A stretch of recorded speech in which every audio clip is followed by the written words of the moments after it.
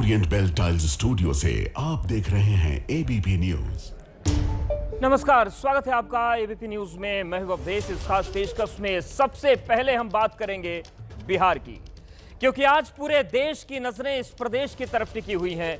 विपक्ष की राजनीति करने वाले तीन बड़े चेहरे राहुल गांधी, तेजस्वी यादव और अखिलेश यादव आज बिहार की धरती पर है। राहुल गांधी की वोटर अधिकार यात्रा का आज 14वां दिन है। आज राहुल गांधी और तेजस्वी यादव के साथ अखिलेश यादव ने भी यात्रा में दम दिखाया। वो सारण होते हुए आरा तक वोटर अधिकार यात्रा का हिस्सा बने। इस यात्रा को लेकर आज हमने आपके लिए विपक्ष की वोट चोरी फाइल्स तैयार की है। इसके जरिए हम आपको बताने वाले हैं कि विपक्ष बिहार में अपनी ताकत दिखाकर आखिर क्या सियासी संदेश देना चाहता है। क्या विपक्ष का ये मल्टी स्टारर शो सिर्फ बिहार की सियासत तक सीमित रहने वाला है, या फिर राहुल गांधी या विपक्ष की रणनीति बिहार की धरती से पूरे देश को संदेश देने की है? ये एक्सक्लूसिव रिपोर्ट आप देखिए।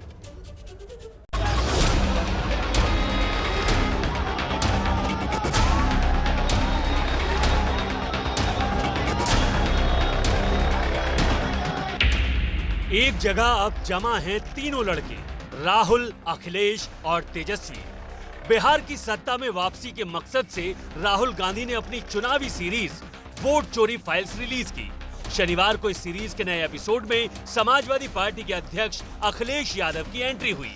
इस यात्रा में राहुल गांधी लीड रोल निभा रहे हैं, तेजस्वी यादव सह कलाकार की भूमिका में हैं और गेस्ट अपीयरेंस में अखिलेश यादव, प्रियंका गांधी, तमिलनाडु के सीएम एमके स्टालिन और तेलंगाना के मुख्यमंत्री रेवंत रेड्डी भूमिका निभा चुके हैं।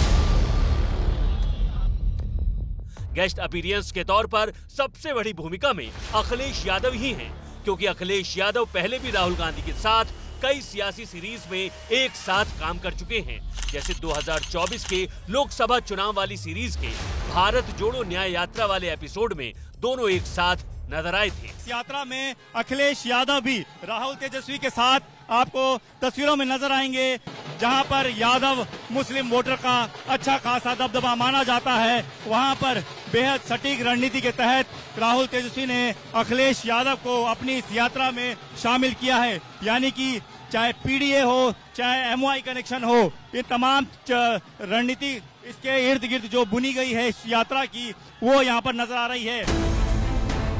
अब सवाल ये है कि बिहार में अखिलेश यादव की भूमिका क्या है? क्या राहुल गांधी, अखिलेश यादव और तेजस्वी यादव का एक साथ खड़े होना सिर्फ महागठबंधन के चुनावी लक्ष्य तक सीमित है, या फिर इसके पीछे रणनीति राष्ट्रव्यापी है? क्या ये एकजुटता महागठबंधन नहीं बल्कि इंडिया अलायंस के शक्ति प्रदर्शन के लिए है? यही नहीं, क्या बिहार की धरती से यूपी को भी सियासी संदेश देने की कोशिश है, जहां 2027 में यूपी विधानसभा के चुनाव होने हैं?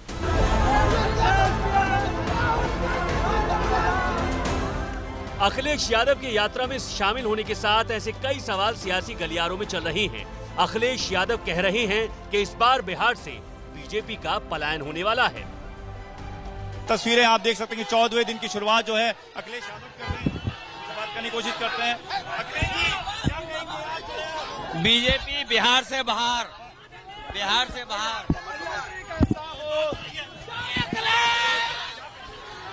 बीजेपी बिहार से बाहर। इस बार बीजेपी का पलायन होने जा रहा है बिहार से। अखिलेश यादव यात्रा में उस वक्त शामिल हुए हैं जब ये यूपी से सटे हुए जिलों से होकर गुजर रही है।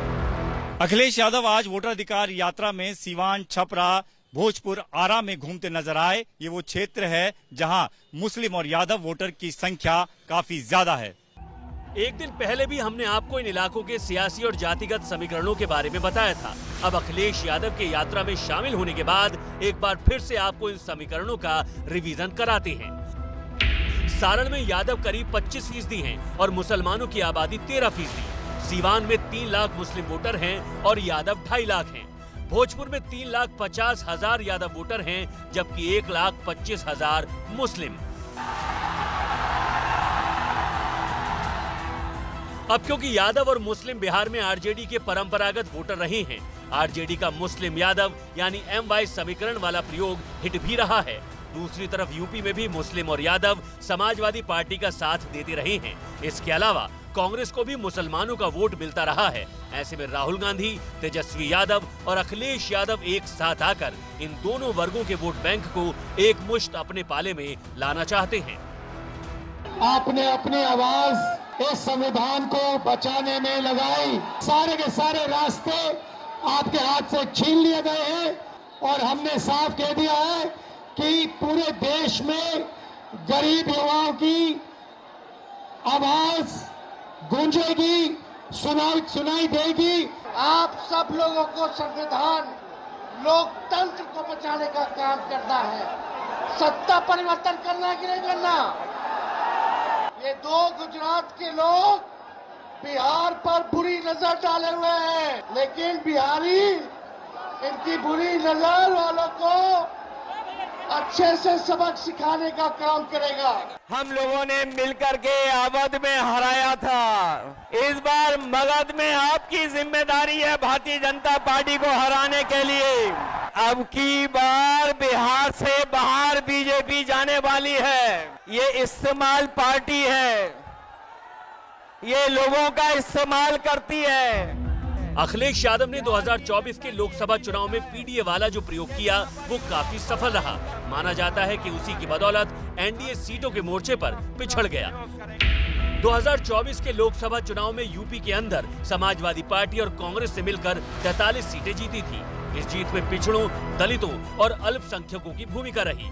आदरणीय अखिलेश जी भी जो है साथ जुड़े, उन्होंने काफी जो है यात्रा में छपरा भोजपुर में शामिल रहे। उनके आने से हम लोगों को जो है मजबूती मिली है और आने वाले समय में एक एक देश का बच्चा कहने लगा है, क्योंकि बिहार से इसका जो मैसेज पूरे देश में गया है, वोट चोर गद्दी छोर।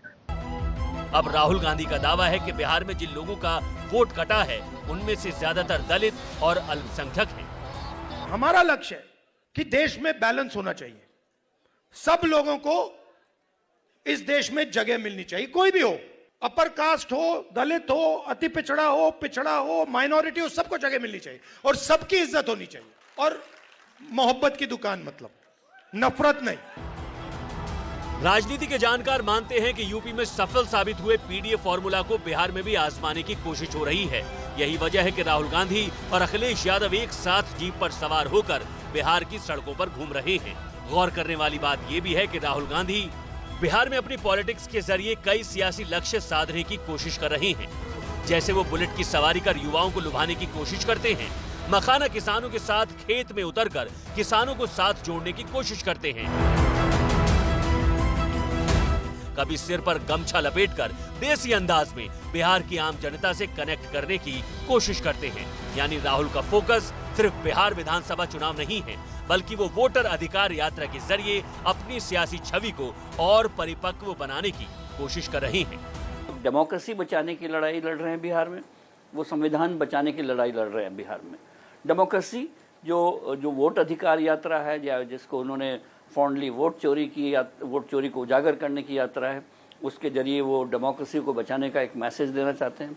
संविधान बचाने का जो पेट इशू है वो राहुल गांधी का है, वो उन्होंने उसमें जोड़ लिया है।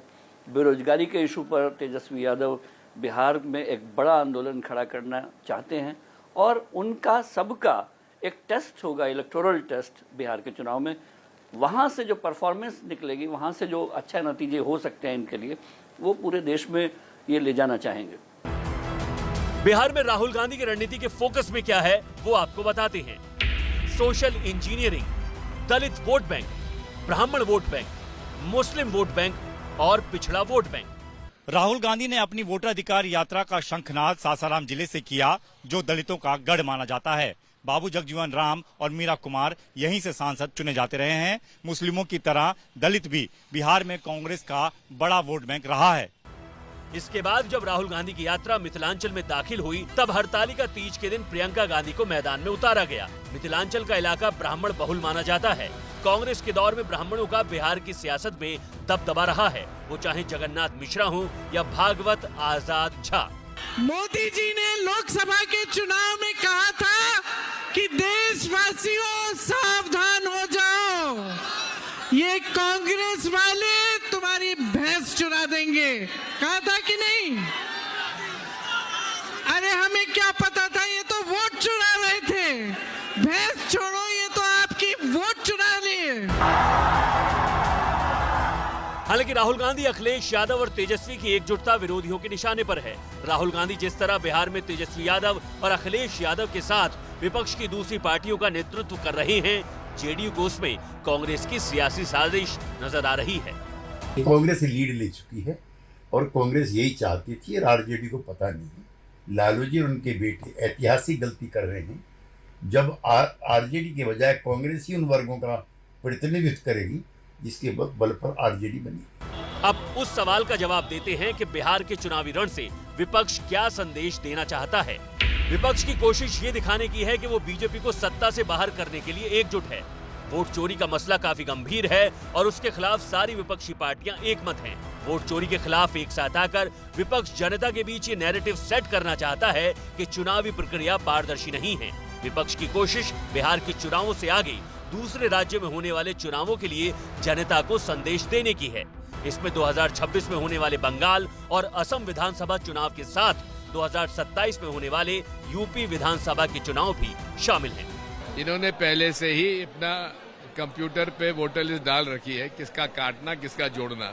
रोहिंग्या मुसलमान बहुत आ गए हैं, बांग्लादेशी मुसलमान बहुत आ गए हैं, नेपाल से बहुत सारे मुसलमान आ गए हैं।